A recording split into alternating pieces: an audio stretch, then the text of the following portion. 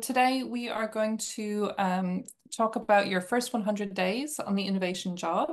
Um, we're excited about this one. We've had a number of conversations with our clients recently about this exact same thing, how we can help them in their first 100 days or as they're getting started in their innovation role. So we hope you will find this interesting. Joining us today, we have Alexander Osterwalder, founder and CEO of Strategyzer, and Tendai Vicky, partner at Strategyzer, and myself, Carol Hill. I'm a program director here. So in this webinar today, we've got a very short agenda. We're going to focus really on the key points that we think will be helpful for you in your first 100 days in the role. Which is spot the gaps. What types of innovation do you want to do? And, where are the growth goals? So getting us started here with the first topic, in the first 100 days, what's extremely important is to have a shared understanding with the leadership team where you want growth to come from. And that shouldn't be defined just by the innovation leader. It actually needs to be a shared understanding. And often, normally, it should be driven by strategy and the leadership. So number one, understand the context. What are the expectations in terms of growth? And we led with the hot or not because acquisitions are still a tool in the toolbox. But what you really want to assess is all the different sources of growth and what the expectations are from the leadership team there. And if it doesn't exist, actually, as the innovation leader, you could facilitate that, but you need to have these numbers. What does the company expect from organic growth? For example, going into new markets with existing products. That is not innovation. That is organic growth from expansion. Then you do have mergers and acquisitions, which are a legitimate tool. What do you expect in terms of growth from acquisitions? Then you might actually decide to do open innovation and partnerships. How much growth do you expect by working with other partners, potentially, from university collaborations around research and development? Then you might have, not always the case in companies, corporate venture capital. Like obviously now the things we're lining up here more, corresponds more to larger organizations. And then the last one is actually internal innovation.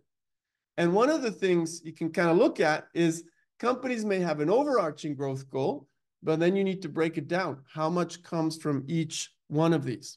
Source of growth, overarching from the different tools. And I can already tell you that not all leaders, nor senior leaders, nor innovation leaders think about the entire toolbox. You do need to think about the entire toolbox. And once you actually show this to senior leaders, they understand, oh, wow, we need to make explicit all these different sources.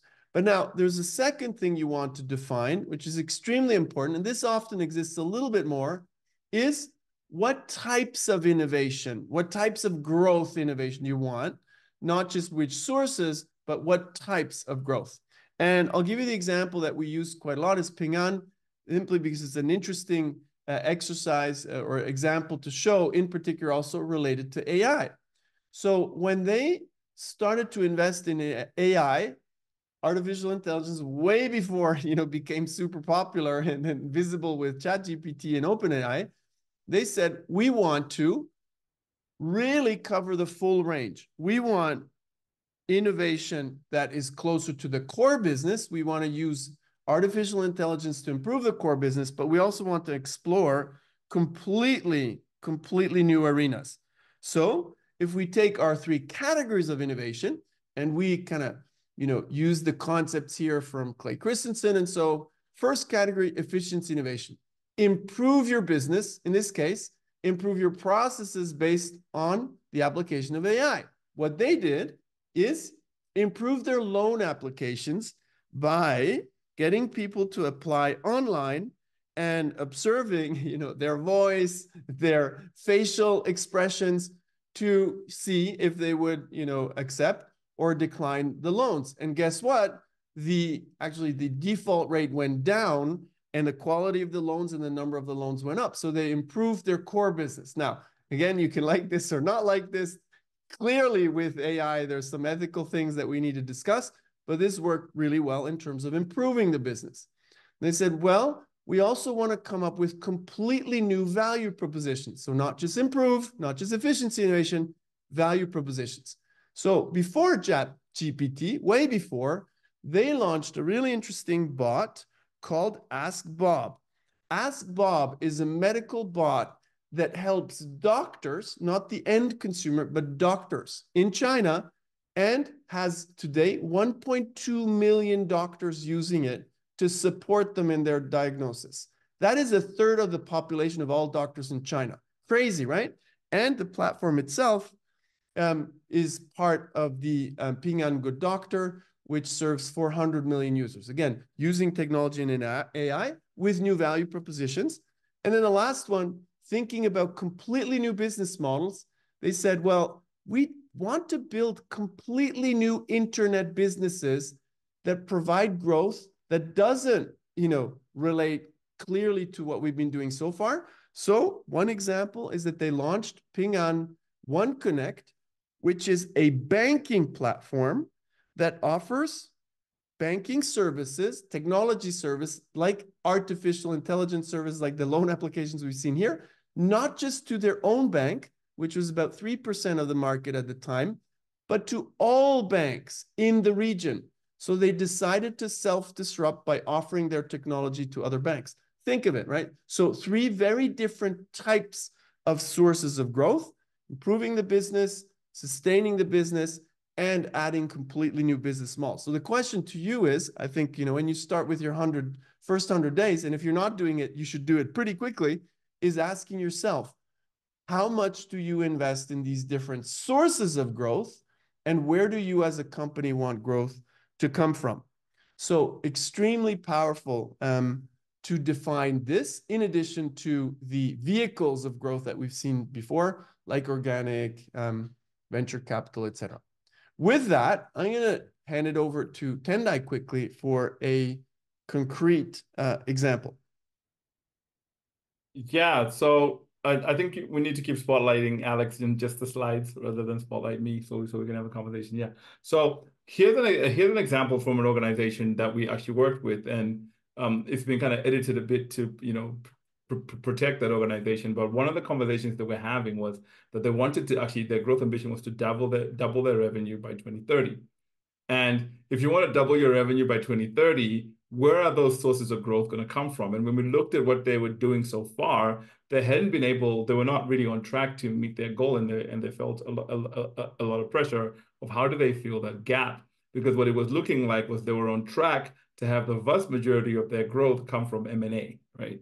And so then the conversation becomes, is that sufficient? Can we do something around more transformative innovations? Can we do something around more sustaining innovations? And we do something more around efficiency innovations? And also, what vehicles are we actually going to use?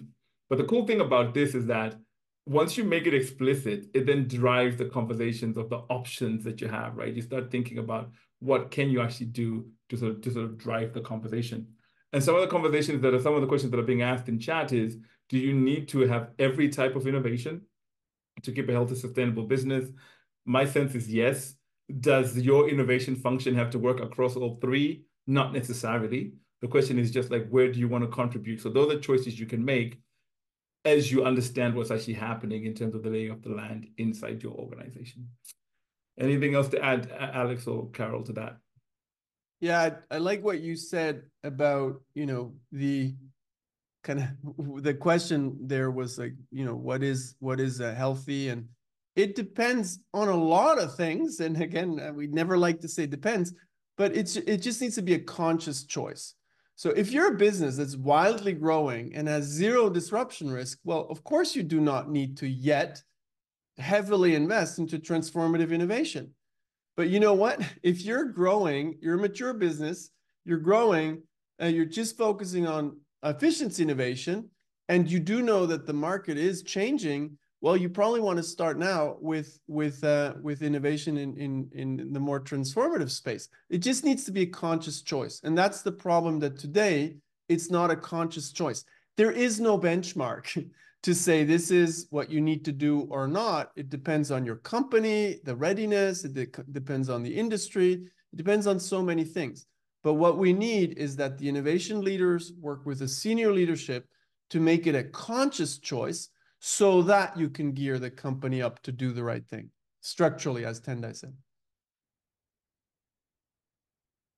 And the conscious choice part of it is so important. It is so important because sometimes folks are starting their first 100 days and they have no explicit agreement with their organization on what their contribution is going to be to overall growth and revenue. And they don't have that agreement, but maybe the leaders that are hiring them and giving them the role already have a sense of how much they should be contributing.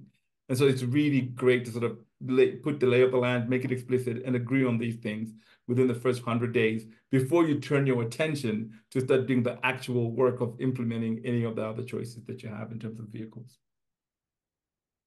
Okay, so with that, back to the second task that you need to do in your first 100 days, like in the first one of spotting the gaps.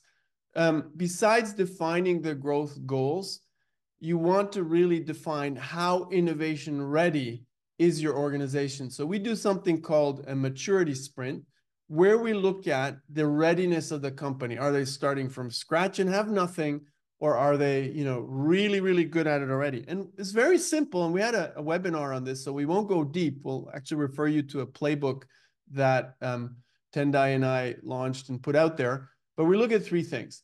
The first one is your portfolio. What have your results been so far in innovation? What type of efficiency innovation, sustaining innovation, and transformative innovation have you produced so far? Just looking at the results. Are they, healthy and inexistent, or, what do we have? The other one is we're looking at the funnel and your ability to kill projects. So just looking at how the funnel works. Second aspect is what we look at, all the innovation programs you have today. So if you have corporate venture capital, we'll look at that. If you have an intrapreneurship program, we'll look at that. What types of programs do you have? Are they connected? Are they integrated? Are they managed as a unity, or are they standalone pieces in different parts of the organization and people have never heard or talked to each other? Sounds crazy, still the case in many companies. And then the last one that we assess is the existing innovation culture. How hard or easy is it for a team to explore an idea today? When we assess these three, we get a good sense of, the innovation maturity today. And sometimes teams say us, we don't need any of this. Let's get started right away with work. That's okay. But if you have some things, it's better to start. And I do think that even in existing companies, it's good to kind of understand how hard or easy is it to explore an idea. So we put this together in a playbook that you can download. So just use the QR code. Anything that you want to add, Tendai and Carol, because the both of you have done a whole series of these together with people who start in the innovation function. Yeah, no, I mean it's great to benchmark where you are in terms of portfolio culture and growth and all that. And Katie is asking what that might look like for a company with 50 employees.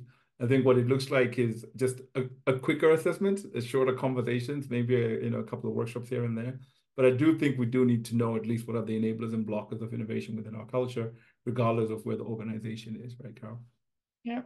I think something that's interesting too when we do this assessment is really getting that transparency of where everyone's at, because you often find that senior leadership thinks one thing and people on the ground are thinking something else. And so getting that cross-functional group view, as well as kind of the view from the top and the view from the bottom, is super helpful because it's a conversation starter as well to just get people to see where they're at. So one of those most important and underestimated roles of the innovation leader is that of the catalyst. So it's your job to really create those alliances, as Alex was saying, and also to build bridges with other people in different functions, or you're going to commit career suicide. So really thinking about who are those early adopters and ambassadors that you want to work with is super important. So we're going to talk about that now. And we had a nice little quote here from Hobie Darling, who was a former GM at Nike. And when he was doing his work, he saw that really a lot of the work he was doing was about politics. And we mentioned this earlier with Jenny, one of the innovation leaders that we were working with. And so he said, when you work for a large company, you need to spend a lot of time lining up the cannons. But when they go off with a big bang. So really thinking about how you're going to create those alliances is super important. So if you could just into the chat, type in what you think. Which key functions in your organization are the hardest to work with when it comes to innovation? In fact, what Tendai said, in fact, when you start, some cannons are joined. When you start, some are, yeah, exactly. Facing you. Perfect. Sales, operations, legal, HR, accounting, finance, legal, HR, finance, legal. I'm seeing a pattern here. Culture, great. Marketing. Oh, wait, that was Alex. Manufacturing. Okay, great. I'll just give everyone a minute. Portfolio management, products, culture, data scientists, IT. Interesting, no one mentioned UX because that's one that I'm seeing is having some kind of tension with some of the clients that we're working with at the moment, but no one's mentioned that. Someone from Strategizer should type CEO. CEO, culture, C-level, Yeah, a lot of the Strategizer CEO, like, this is terrible, killing all the innovation in the company. No comment. Okay, brilliant. Okay, so thank you, everybody. Someone's put CFO now in as well.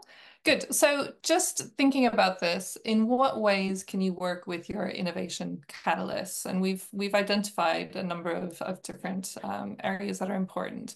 So the first is the leadership support and really ensuring that you've got that top-down support as well as the bottom-up. And thinking about, we were talking about where should you get to in that first 100 days when it comes to a governance board and who's going to be making those decisions? Well, in 100 days, you're probably not going to start from scratch and create a new governance board, but you should at least be able to identify who those people would be. I don't know, Tendai or Alex, if you wanted to say anything about that. All good. And the second piece was the strategic alignment. And we know that if you, first of all, don't have an innovation strategy, you're doomed to fail. But also, if you don't have an innovation strategy that is connected to your corporate strategy, then you're also going to be you'll be suffering to get any success there. So strategic alignment is also incredibly important. And the third one that we've identified is the EBITDA relief. And Tendai, I don't know if you want to talk about this because this was a solution that you came up with for an organization. Yeah, I mean, it was kind of co-created with the organization. And really here, the conversation is about working with finance. Because one of the challenges that a lot of these leaders have when they're trying to participate in innovation is that innovation, the investment in innovation is a cost that counts against their EBITDA goals. And so we created an alignment and an agreement with the CFO of this organization that any investment that these companies, that these leaders made would not be counted against their EBITDA. So they got EBITDA relief for every dollar that they invested in innovation. So their P&L still looked healthy even as they took out the innovation dollars that they were investing in. That's a good way for really helping build that ecosystem and allowing people to invest in innovation. Yeah. And that's a common problem, isn't it, across the board, that people get excited about innovation, but then look at what's going to happen to their P&L because it may take a while to see it come to fruition. And then the fourth one we've identified is people time. And that's also a huge one. So we often work with companies who say, yeah, great, we're going to get people to work on this accelerator, or this sprint, or work on these new innovation projects.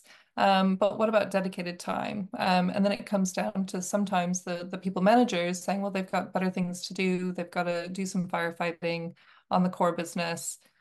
So really ensuring that you've got that commitment from those people leaders and from the senior leaders to ensure that you can actually get the people dedicated to working on your projects. And the last one is a landing spot. So what happens with a lot of companies and a lot of conversations we've actually had recently, Tendai, with some of our clients, is what do you do once you've kind of built that initial idea up to the place where you want to execute and you need some other resources from the core business. And so there's this conversation, I think we mentioned it last time in the last webinar as well, about this handover. How does that work? Should it work well? And I think Tendai and Alex, I think you both have an opinion around that, the handover question. Yeah, I mean the throwing things over the fence thing is like I believe that one of the reasons why we say innovation leadership is diplomacy is part of the work is while you're working on these innovations, starting to find landing spots for them. Yeah. And so just getting a feel of like who are the early adopters of innovations in the organization, who are those catalysts that are willing to take risks. So you can start thinking, this would be a cool landing spot for any innovation project we'd be working on, which kind of makes sure that there are no innovation orphans, right? As you start to actually work on these projects. Yeah. It actually comes down to two kind of things you need to do is to create that landing spot in existing business divisions or P&Ls. You need to get those leaders involved, not in deciding, but understanding what's coming. So you don't just actually do customer discovery, you also do leadership discovery. So it's like two tasks you have, contrary to startup. So it's even harder to do this kind of stuff in existing companies. That's one. The other one is if you are exploring ideas that don't fit in anybody's P&L or anybody's business division, you need the senior leadership, the CEO, to be willing to create a new P&L. And the example there is Amazon Web Services. That didn't fit anywhere in Amazon, but they were willing to invest in it because they knew they would be willing to build an entirely new business line. That sounds trivial, but guess what? The stock market analysts, they hated that. They said, no, you're in this business, you're e-commerce. What the heck are you doing over here for IT infrastructure? But because you have a long-term vision and, of course, a shareholder with Jeff Bezos who had the power to make that decision, he created a new P&L. So you need those two landing spots. It needs to fit somewhere in a business, or you need to create that alliance upfront, bringing these people into growth boards, or you need the CEO or leadership to be willing to create an entirely new business line. Yeah, perfect. Great. So thank you both for that. So just as one of the things that we did, Tendai, when we worked at Pearson together, is we built a community of practice to align those key functions, which was what we're talking about now, making sure they're all aligned and involved from the very beginning, involved in different ways, not heavily in the decision making, but speaking the same language and that they know what's coming. And one of the things that we also found when we were working with some of our clients was thinking about those detractors. So we had a few years ago, I was working with a number of different teams in the same organization. One team was very hesitant, resistant to change, attended the meetings but didn't want to do any of the action points, and it became very clear that they were not going to really move forward. It was going to be a lot of hard work. It was going to be pushing, a massive boulder up a mountain. But we had another team that we were working with where the leadership was involved. They were excited and motivated to be learning something new and moving forward. And so we decided to spend our energy with this team, and we were able to actually move ahead with helping them to take on the new framework, new process, and deliver a new project really, really quickly. And so those two things are really important. Thinking about who you're working with if you're able to decide, but finding your alliances and finding your allies who are going to help you move forward quickly. And then the third is really around early wins. And Alex, I thought you had a quick little story you might want to share here about that. And I'll keep it short, so a little bit of time for the last section. This is the story of Henning Trill, who was managing the whole growth engine at Bayer. I remember talking to him, and he said, "Well, I'm really, really focused on getting some early wins. So while we're targeting transformative innovation in 3 or 4 years, I really want some quick wins the first year. So even if your mandate is to create, big wins longer term, you do want to make sure that you get those quick wins in. And efficiency innovation, is not so sexy, but you might need that to stay alive as an innovation function. So think of the whole range. And, you know, Henning was a great strategist thinking of those things up front, because again, it's all about alliance building. Results are the best way to build alliances. But so what's fascinating about this conversation that we're having is, as you start to think about crafting your roadmap, right? So you've kind of benchmarked where the growth is happening in your organization. You've identified who your early adopters are. And I'm really big on ignoring your detractors as well. You then start thinking, okay, well, how do we start crafting exactly the activities that I'm going to start engaging in? And I often say, like, one of the things that also comes out from trying to identify your early adopters, your innovation catalysts, is that you start to see what other programs are running inside the organization. And one of the things that would definitely happen is you'll stumble into a lot of innovation theater. A hackathon that's not connected to a bigger program, an idea competition that's not connected to moving those ideas forward. And so innovation theater, which is this excessive focus on ideation with no commitment to follow through, you'll start to identify those things. And one of the things that I would say up front is, because an innovation leader is a diplomat, please avoid naming and shaming these things. Start thinking about how you can start integrating them and building relationships. And here's a quick example from a food manufacturing company that we actually worked with. And these were the programs that were quickly identified as we started seeing what was happening. And you can imagine that this is the kind of situation that our second innovation leader finds themselves in, right? Jenny, she walks in and she sees that there's a whole bunch of stuff that's already happening. And how do you bring all of those things together? And so what we did was we actually did an assessment together with the organization on these particular programs that we're running. And we just evaluated to what extent they contribute to adding value to the bottom line versus transforming the organization and changing the culture. And as we started doing the mapping using the ecosystem map, we discovered that there was a lot of programs that fell into the innovation theater category. And of course, there were also a few that fell in the other buckets of value engine, transformation catalysts, and culture builders. And so as we did the mapping, this then led to us having a conversation of, okay, which ones of these programs do we eliminate? Which ones do we reduce? Which ones do we improve?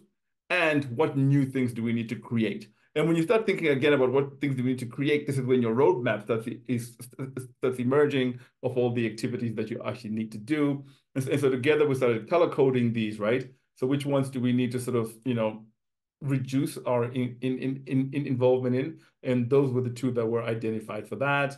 Which ones do we need to improve? So we identified, customer learning sprints, the innovation console as some of the things that we needed to improve.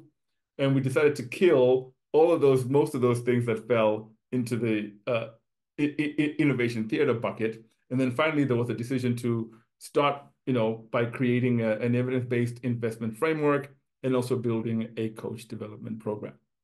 And then as we started having these conversations, we can then start thinking, okay, well, if these are all the activities that we now want to do, what do they look like when we start working on them? And so we did just a basic now, soon, later sort of classification of activities. And one of the fundamental things that we thought we should start with is building an evidence-based framework, investing framework, because that informs all the other activities that we want to do. It informs how we invest in sprints. It informs how our coaches work with teams, how the investment council makes decisions. And then later on, we can think about, again, working on startup partnerships, customer learning and those types of activities. Now, I'm sure that, people looking at this might go, what? Why would you do this? And why would you do that? The answer is always, it depends and it's context specific. The goal that we're trying to get you to think about in your first 100 days is, what are our growth goals? Who can help me with that? And what is already in the ground, and how can I make it contributing to pulling all those things together and starting to really develop an engine that will start creating value going forward?